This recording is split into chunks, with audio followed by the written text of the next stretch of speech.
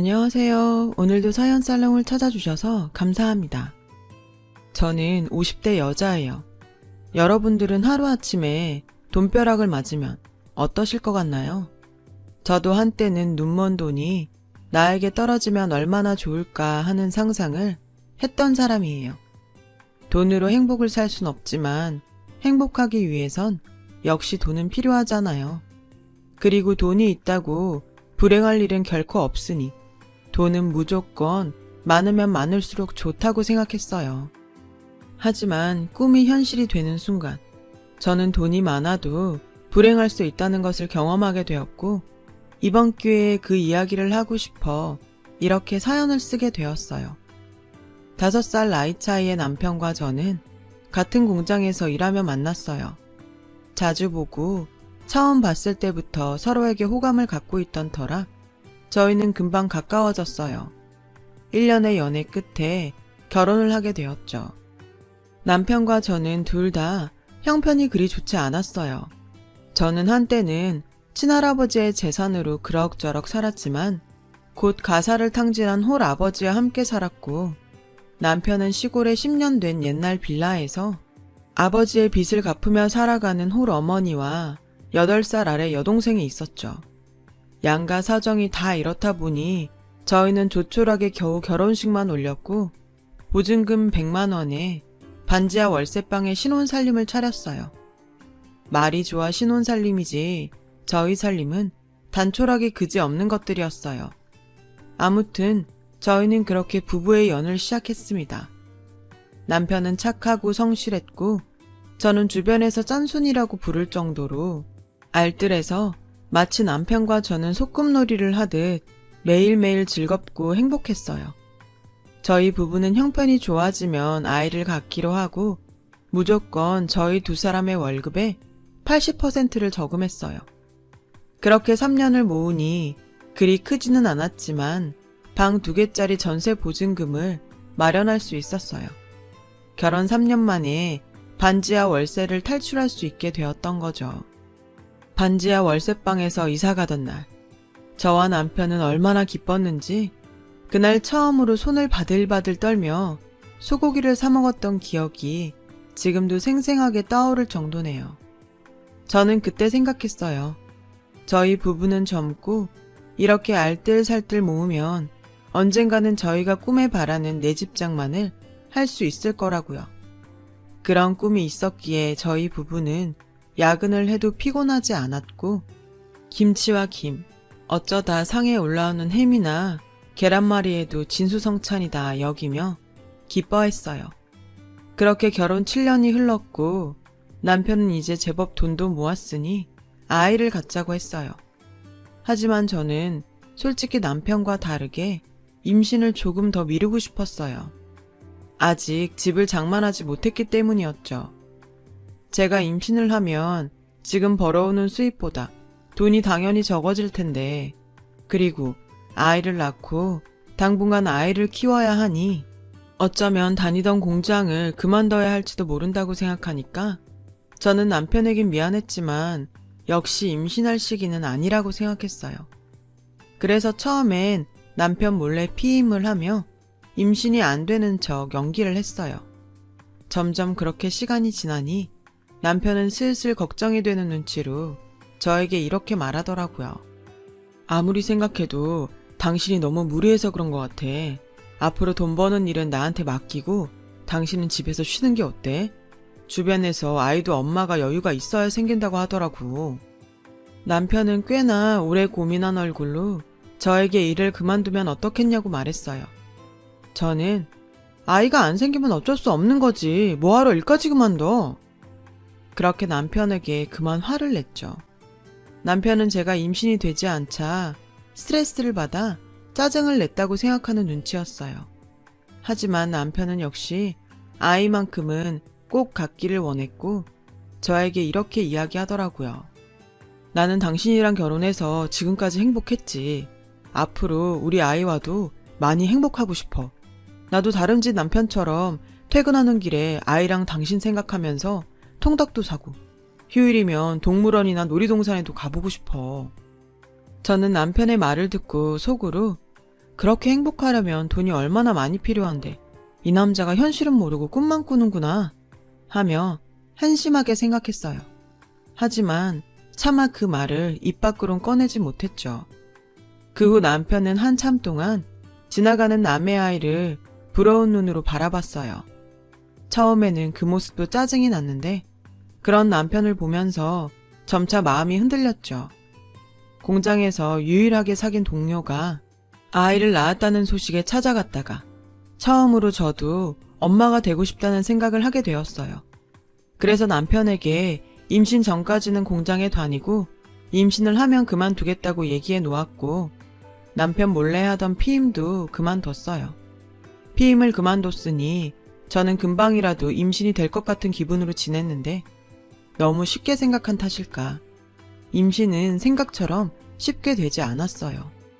남편은 이전부터 임신이 잘 되지 않는다고 생각했기에 별 생각이 없어 보였지만 저는 남편과 다르게 불안했죠. 내가 혹시 불임인가? 피임약을 계속 먹어서 임신이 안 되나? 여러 가지 생각이 들더라고요. 저는 고민 끝에 일을 그만뒀고 아이를 갖기 위해 노력하며 지냈어요. 그렇게 꼬박 3년. 저희 부부에겐 임신의 기쁨은 찾아오지 않았어요. 오히려 매번 부푼 기대감으로 임신 테스트기를 확인하다 테스트기의 한 줄을 보곤 천국과 지옥을 오갔죠. 나날이 지쳐갔어요. 그러자 보다 못한 남편은 저를 붙잡고 이렇게 말하더군요. 아이가 있었으면 좋겠지만 나는 지금처럼 우리 둘만 잘 지내도 괜찮다고 생각해. 그러니까 너무 스트레스 받지 말고 아기는 그냥 하늘에 맡기자. 그동안 당신이 너무 애썼어. 당신 혼자 애쓰는데 나는 아이만 바라고 있고 미안해서 도저히 못 보겠다. 나는 정말 괜찮으니까 우리 예전처럼 우리끼리라도 잘 살자. 힘들어하는 저를 위해 남편은 아이가 없어도 괜찮다고 말했어요. 그러면서도 고맙게도 아이 소식을 은근히 기다리고 있던 시댁에 자기가 문제가 있어 아이가 생기지 않는다고 이야기도 해주었어요. 그렇게 시간이 흘렀어요. 신혼도 아니고 아이도 없고 수입도 반으로 줄어 어디에서도 행복을 찾기는 어려웠던 어느 날 정말 생각지도 않았던 일이 저에게 일어났지 뭐예요. 4년 전 돌아가신 친정아버지가 유일하게 남겨주신 땅이 있었는데 그 땅이 글쎄 재개발이 결정돼서 대단지 아파트가 들어설 거라는 소식이었어요. 그냥 팔기는 돈이 안 되고 이렇게 저렇게 생각해도 답이 없어 놀리기만 했던 그런 땅이었는데 친정아버지가 남겨주신 꽤 많은 평수의 땅은 저에게 무려 100억이라는 어마어마한 돈으로 돌아왔습니다. 돈이 통장으로 들어오기 전까지는 이 사실이 믿기지 않아 남편에게도 알리지 않았는데 정말로 통장에 돈이 들어오던 날 저는 처음 보는 큰 액수에 통장에 찍힌 금액을 반복적으로 세보았어요. 눈으로 확인까지 했는데 너무 큰 횡재라 저는 이게 꿈인가 생시인가 어지럽기까지 하더라고요. 그래도 그 순간 가장 먼저 생각났던 사람은 역시 남편이었어요. 그동안 알뜰살뜰 절약만 하고 살았던 지난날이 떠올라 저는 얼른 이 100억이 든 통장을 남편에게 보여주고 싶었어요.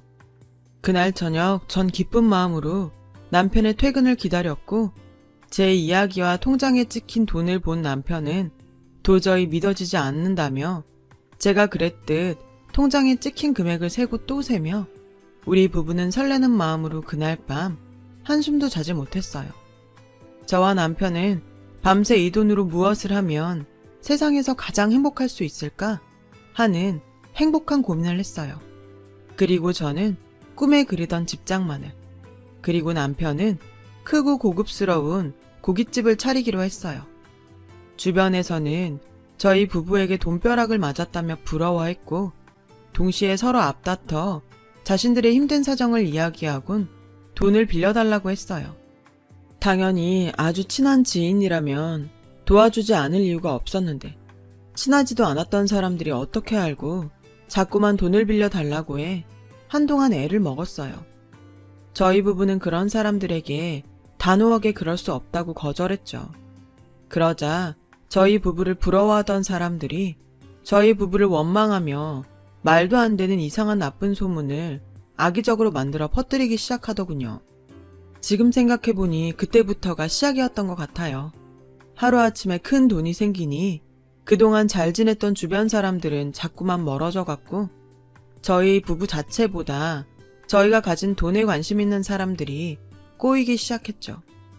소문은 정말 무섭게 퍼져나갔고 어쩐지 주변에선 저희의 돈을 저희가 고생해서 번 돈이 아닌 운이 좋아 걷어 얻어진 돈이라며 저희 부부에게는 뭐든 바가지를 씌워도 괜찮다는 식의 이야기까지 나돌았고 저희 부부는 어쩔 수 없이 그동안 알고 지낸 사람들과 모두 연을 끊어야 했어요. 그리고 전혀 연고가 없는 지역으로 집을 장만해 이사를 가게 되었어요. 그 근방에 남편이 바라던 고깃집을 차렸고요. 남편은 매일 유명한 고깃집을 찾아다니며 비법을 배우러 다녔고 남편이 노력한 결과 저희 가게는 빠른 속도로 맛집이라는 소문이 나기 시작했어요.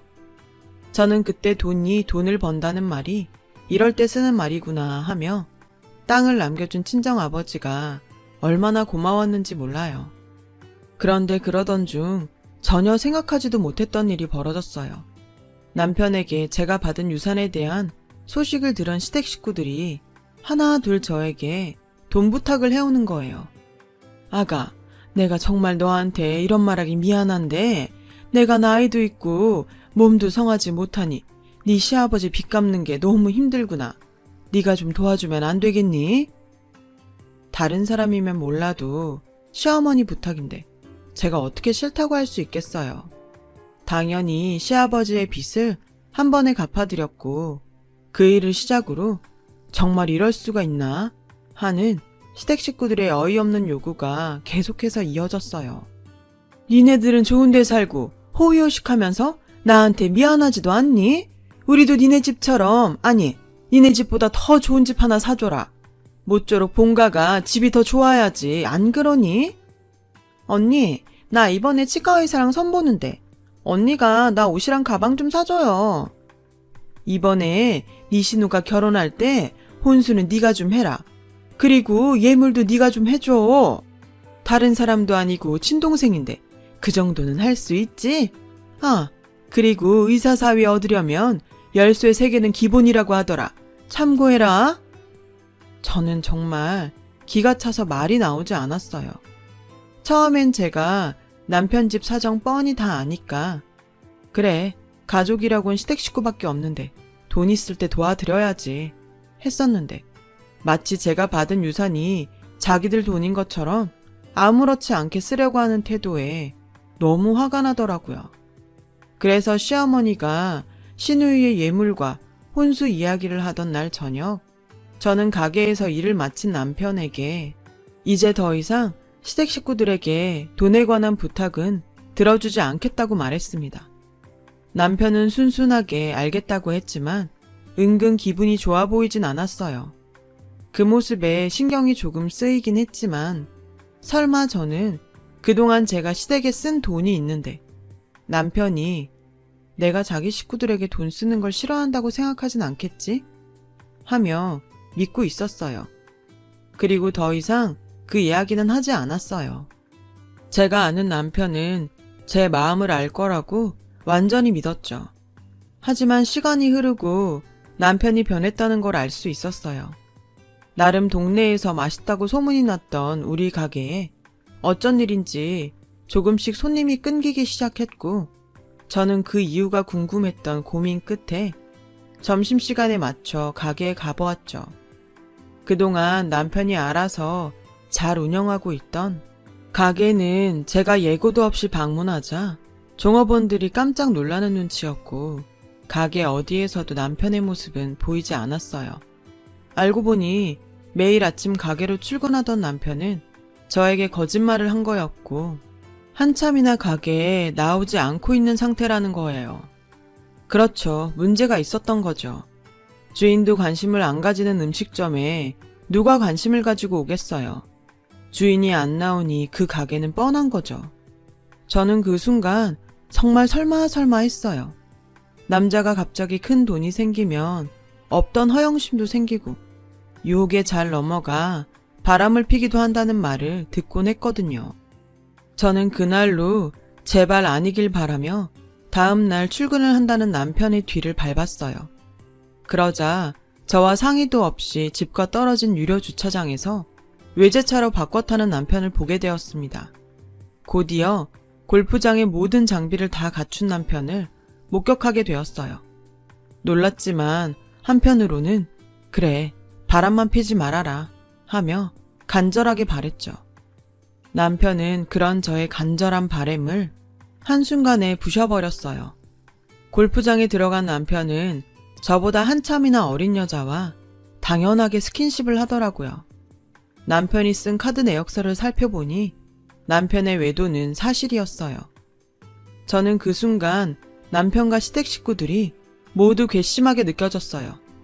지가 누구 돈으로 인생이 폈는데 정말 그동안 아무것도 모르고 예전의 남편 모습만 생각하며 순진하게 속았다는 것이 저 자신도 용서가 되지 않았어요. 저는 그 길로 변호사 사무실에 가서 이혼 상담을 했어요. 당연히 이혼은 제가 무조건 유리했고 그날 저녁 바로 남편에게 이혼 서류를 내밀었어요. 싹싹 빌어도 모자랄 남편은 참 어이없게도 마치 제가 이혼하자고 말해주길 기다렸다는 듯 단번에 그러자고 하더군요. 저는 남편의 그 뻔뻔하고 당당한 태도에 또 한 번 속에서 열불이 올라왔는데 이 남자가 하는 다음 말이 더 가관이었어요.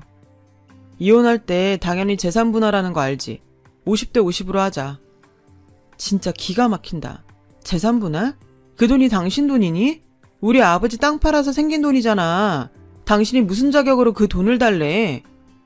누구 돈인 게 왜 중요해? 당신과 나 부부고 그 돈은 우리 부부 돈이니 나누는 게 당연하잖아. 그리고 내가 놀았어? 나도 가게에서 일해서 돈 벌었잖아. 그래서 꼴 같지 않게 외제차 타고 골프 치면서 여자랑 바람 폈니? 그런 사람을 뭐라고 하는지 알아? 유책 배우자. 당신은 나한테 어떤 것도 요구할 수 없어. 그래서 지금 나한테 한 푼도 못 준다는 거야? 당연하지. 그것뿐인 줄 알아? 내가 그동안 당신 집 빚 갚은 거랑 당신 동생 시집 보낼 때 해준 혼수랑 예물까지 싹 다 돈으로 환산해서 청구할 거야. 제 말에 남편은 아무 말도 하지 못했어요. 보아하니 거기까진 전혀 생각하지 못한 눈치였죠. 그리고 다음 날부터 남편은 마치 꼬랑지 내린 개처럼 제 눈치를 살폈어요. 다시 가게 일을 하며 예전의 모습으로 돌아가는 듯 했어요. 내가 잠깐 미쳤었나 봐. 미안해 여보. 나 다시 예전처럼 가게 일 열심히 하고 한눈 안 팔게. 엄마랑 민영이도 당신한테 얼마나 고마웠는지 몰라. 그러니까 그만 화 풀고 나 한 번만 봐줘. 나이 먹어 남편이 마누라한테 잘하며 분명 남편이 젊었을 때 꽤 마누라 속을 썩인 거라고 하던데 남편은 그 사건 이후로 저에게 무조건적인 복종을 하며 마치 처음부터 애처가인 양 저를 챙겼죠. 처음엔 남편에게 당한 배신감에 저는 마음의 문을 꽁꽁 닫아버렸고 주변에선 저희 부부의 사정도 모르면서 남편이 저렇게 잘하는데 제가 너무하다고 떠드는 소리가 들려왔어요. 그리고 한 가지 일이 벌어졌어요. 너 정말 해도 해도 너무한다. 아무리 네 아버지 유산이지만 어떻게 네 신랑 이름으로 된 재산이 하나도 없냐? 남자가 자기 앞으로 아무것도 없는데 어떻게 사업을 하겠어? 내가 우리 아들 기죽고 사는 거 생각하면 속이 다 타서 쟤만 남았다. 엄마, 그만하세요. 이 사람이 유산으로 받은 건데 왜 내 이름으로 해요? 당연히 다 이 사람 앞으로 해야죠. 나나 엄마나 다 이 사람 덕에 사는 사람이니 그런 말 하지 말아요. 저는 시어머니의 말에 정남이가 뚝 떨어졌는데 또 남편의 저런 저자세의 모습엔 조금 마음이 불편했어요. 그렇게 시간이 흘렀고 남편은 여전히 반성하는 듯 성실한 모습과 저에게 잘하려고 노력했어요. 시간이 시간인지라 저는 견고하게 닫혀있던 마음을 조금씩 풀기 시작했죠. 그리고 마음속으로 그 사건이 있었으니 남편이 무서워서라도 다시 지난날 같은 실수는 하지 않을 거라는 생각에 남편을 용서해주기로 마음먹었죠. 그런데 그런 제 마음을 비웃기라도 하듯 정말 예상하지 못했던 장소에서 남편의 실체를 보게 되었어요. 미안하다며 외제차와 여자를 정리했다고 말한 남편은 여전히 그 차를 타고 다녔고 제가 봤던 그 어린 여자와 아파트 모델하우스를 둘러보고 있었어요. 자기야, 정말 나 이 집 사주는 거야? 당연하지. 내가 우리 자기한테 거짓말하는 거 봤어? 자기 와이프 알면 가만히 있지 않을 텐데. 괜찮아? 걱정하지 마. 오빠가 다 생각이 있어. 우리 자기는 그냥 오빠만 믿고 행복하기만 해. 우리 얼른 이 집에서 예쁜 아기 낳고 행복하게 살자. 저는 두 연놈들의 대화에 손이 바들바들 떨렸어요. 사실 시어머니 성화도 있고 무엇보다 남편을 다시 믿어보기로 했기에 가게 명의를 남편 앞으로 바꿔줬거든요. 그뿐만이 아니었어요. 남편에게 가게 운영하면서 돈 걱정하지 말라고 가지고 있던 유산의 일부도 남편 통장에 넣어줬어요. 제가 충격에 간신히 버티고 있을 그쯤 저는 더 이상 그곳에 두 다리를 붙이고 서 있을 수 없었습니다. 야야, 집은 다 둘러봤어? 두 연놈에게 시어머니는 반갑게 다가갔고 시어머니는 남편의 상간녀를 마치 며느리처럼 대하며 연신 상간녀의 손을 꼭 붙잡고 있었어요. 내가 자손이 없어서 잠도 못 잔다. 옛날 같으면 벌써 소방 맞을 일이지. 네가 부디 우리 집 대를 이어다오. 걱정하지 마세요. 다만 저는 첩은 싫어요. 안다마다 조금만 기다려라. 다 돼간다. 지금 생각해보면 그때 제가 모델하우스 구경을 간 것이 저에겐 천운이었고 저는 당장이라도 그들을 응징하고 싶었지만 그 마음을 꾹 참았어요. 그리고는 태어나 처음으로 심부름센터라는 곳을 찾아가 이 몰상식한 것들이 벌이고 있는 모든 일을 알아봐 달라고 했어요.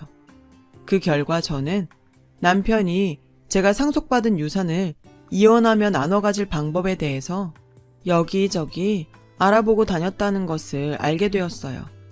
명의가 자기 앞으로 되어 있지 않는 한 불가능하다는 결과에 어떻게든 자기 명의로 재산을 돌리려고 온갖 수작을 부리고 있다는 것까지 모두 알게 되었죠. 그중 정말 소름은 설마 했던 그 일의 중심에 저희 시어머니가 있었다는 거였는데요. 찢어지게 가난했던 이 거렁뱅이 같은 것들이 돈맛을 보고 눈이 뒤집힌 꼴이었어요. 저는 제가 그동안 이 거렁뱅이들한테 쏟아 부은 것들을 되찾아올 방법을 생각해야 했어요. 그래서 달력을 뒤져보며 한 가지 묘책을 생각해냈죠. 그 묘책을 실행할 때는 다음 달 있을 시어머니 생신이 디데이였어요. 저는 시어머니와 남편, 그리고 시누이까지 모두 환장할 미끼를 생각했고 북유럽 크루즈 여행을 예약했어요. 어머, 아가, 이게 다 뭐냐? 크루즈? 엄마, 이거 배 타고 해외여행 가는 거야. 근데 배를 왜 타? 비행기를 타야지. 배에서 즐기면서 여행하는 거야. 어머, 나까지 챙겨주고. 올케 언니 너무 고마워요. 당신 너무 무리하는 거 아니야? 나는 안 가도 되는데. 가게 일한다고 쉰 적도 없잖아. 마음 같아서는 나도 가고 싶은데 지난번에 보니까 가게 종업원들한테 맡겨놓을 수만은 없더라. 그냥 자기가 나 대신 효도한다고 생각하고 다녀와. 그래, 새애기가 모처럼 이렇게 우리를 생각해줬는데 그걸 마다하는 것도 못 쓰는 거다. 우리 가서 재미나게 놀고 오자. 고맙다 아가야. 네가 정말 우리한테는 복덩이다. 좋아 죽겠는 시어머니와 남편 시누이를 보며 저는 맹수가 발톱을 숨기듯 환하게 미소를 보여줬어요. 그리고 마침내 그들이 여행을 떠나는 날 저는 그들을 배웅하며 그들이 돌아와서 마주할 지옥을 하나둘 만들기 시작했어요. 가장 첫 번째로는 남편 앞으로 해준 가게를 처분하는 일이었고 배우자이면서 이전 소유자였기에 아무런 의심도 받지 않은 채 가게를 팔아치울 수 있었어요. 저는 최대한 빨리 잔금을 받기로 하고 곧이어 시댁 본가로 내려가 시어머니가 살고 계신 아파트를 내놨어요. 집을 사드릴 때 명의는 제 앞으로 해놓은 것이 정말 다행이 아닐 수 없었어요. 그 집 역시 잔금을 최대한 빨리 받기로 하면서 저는 그들이 떠난 보름 만에 제가 그동안 퍼날랐던 돈을 회수하는 데 성공했습니다. 그중 가장 애를 먹었던 건 신우이의 예물과 혼수였는데 저는 모든 준비를 마치고 매제를 찾아가 이렇게 말했어요. 알고 계실지 모르겠는데 제가 신우이 결혼할 때 해준 게 좀 많아요. 집, 차, 병원. 그게 다 저희 아버지가 남겨주신 유산으로 산 것들인데 제가 이혼을 하면 법적으로 신우이가 저에게 다 돌려줘야 한다고 하더라고요. 어떻게 매제가 저한테 다시 돌려줄래요? 아니면 그거 다 갖고 저희 신우이랑 이혼할래요? 신혼의 내외의 부부애는 예상했던 것처럼 참 얇았어요. 매제는 저의 말에 받은 것들을 돌려줄 수 없다며 신우와 이혼을 하겠다고 했고 신우가 오기 전에 이혼 소송을 하겠다고 했어요. 저는 남편이 귀국하기 하루 전 마지막 통화를 했고 핸드폰도 없이 캐나다로 넘어갔어요. 아무것도 모르고 귀국한 남편과 시어머니 그리고 신우이는 한순간에 알거지와 이혼녀가 되었고 가진 것도 갈 것도 없는 처지에 놓인 그들은 제 돈에 눈이 멀어 왕래도 거의 하지 않았던 친척집을 전전하며 저를 찾느라 혈안이 되어 있었어요. 신우이와 이혼한 매제는 저희 좋은 정보통이었죠. 저는 캐나다에서 그들이 허우적거리는 지옥 소식을 들으며 이제까지 누리지 못했던 여유를 누려봤어요. 그리고 그동안 당한 호구짓과 배신감을 치유받았죠. 저는 관광비자가 끝나는 날 한국으로 돌아왔고 남편과 이혼 소송을 시작했습니다. 그리고 오랜만에 법정에서 남편을 보게 되었어요. 너 내가 죽여버릴 거야. 내 돈 내놔. 저 사기꾼 같은 년? 네가 우리를 속여놓고 얼마나 잘 사는지 내가 두고 볼 거야. 남편은 거의 미쳐서 저를 보며 법원에서 죽일 듯 소리를 질렀고 방청석에 있던 시어머니 역시 마치 사기꾼을 본 듯이 눈이 뒤집혀 있었어요. 판사님은 이 모든 광경을 보고 저에게 이혼 소송 승소라는 선물을 주셨어요. 한때는 아무것도 없어도 행복했던 부부였는데 저는 이혼을 하고 홀가분한 동시에 마음이 생각처럼 좋진 않았어요. 그리고 재판 결과를 받아들이지 못하는 남편을 보고 어쩌면 남편은 그 독과 같은 돈의 맛에 다신 예전에 착하고 성실한 모습으로는 돌아갈 수 없을지도 모른다는 생각을 하면서 아이러니하게도 반지하 월세방을 탈출하면서 먹었던 소고기 생각이 났어요. 만약 드라마 같은 돈벼락이 저에게 떨어지지 않았다면 저는 지금 어떻게 살고 있을까요? 돈이 있으면 당연히 행복할 거라고 생각했는데 뜻밖의 떨어진 돈벼락은 전혀 예상하지 못한 행복과는 거리가 먼 결과를 가지고 왔어요. 다 제가 부족한 탓이었겠죠. 저는 아버지가 남겨주신 돈으로 자선사업을 준비하고 있어요. 제가 가진 돈이 더 이상 독이 되지 않길 바라며 부디 여러 곳에서 좋은 영향을 끼쳤으면 좋겠어요. 세상엔 돈보다 중요한 것들이 많은 것 같아요.